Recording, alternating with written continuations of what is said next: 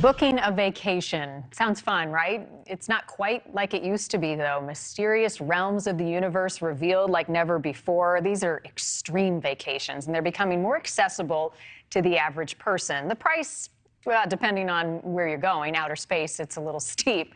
But people are still booking trips to all ends of the earth, from deep sea dives to climbing Mount Everest, the North and South Pole. How about a cruise around the world that hits like 50 destinations? You can even visit Titanic's shipwreck 2 miles below the ocean surface. Sandra McLemore knows all things travel and is joining us live tonight to talk about some extreme travel. And if you can't go, at least you can dream about it for right now. Sandra, from the North Pole to this 100-day cruise, pretty impressive, and people are taking travel up a notch. Not really a new thing?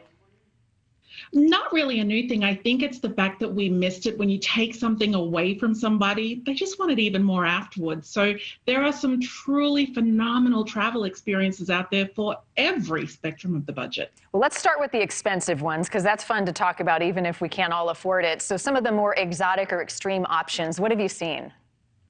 So I've seen people chartering planes and literally flying around the world one stop at a time, wherever their heart or their plane will take them. I've seen people doing world cruises of 164 days.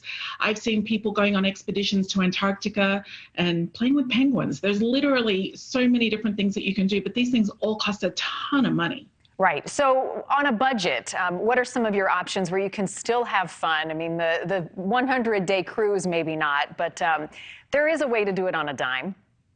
There is. So this 111-day cruise is a world cruise with 50 destinations. But what most people don't know is that you can actually purchase a segment of the cruise. World cruises are broken into 14-day segments.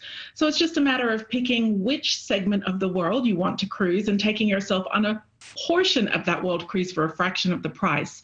Another option, of course, it's not realistic for people like you or I to rent a jet or charter a plane. But what most people don't know is that companies like JSX, they're just one of the very many private air companies, you can fly private for around $200 a flight per person right here in America.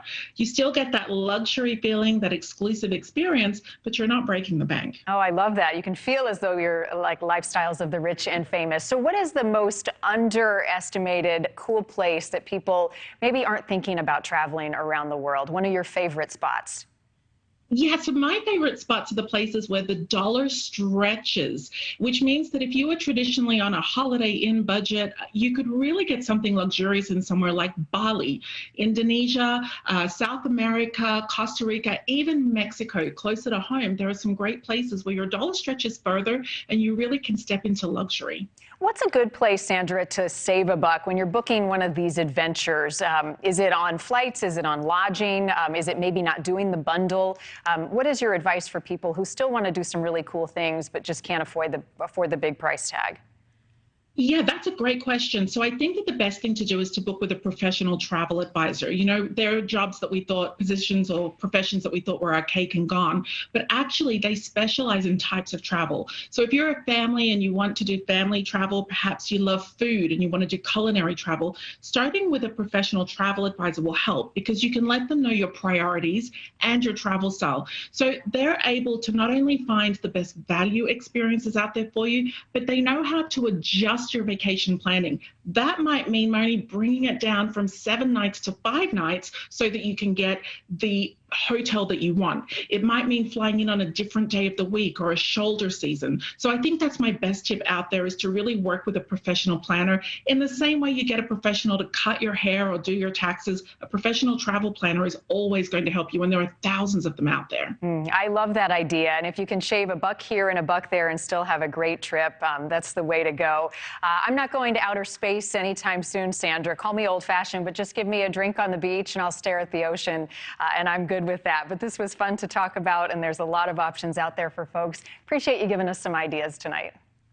Thanks, Moni. All right, that is going to do it for Prime. Happy vacationing if you're booking one soon. Thank you for watching. Go to newsnationnow.com to find News Nation on your television provider. And don't forget to click the red subscribe button below to get more of News Nation's fact-driven, unbiased coverage.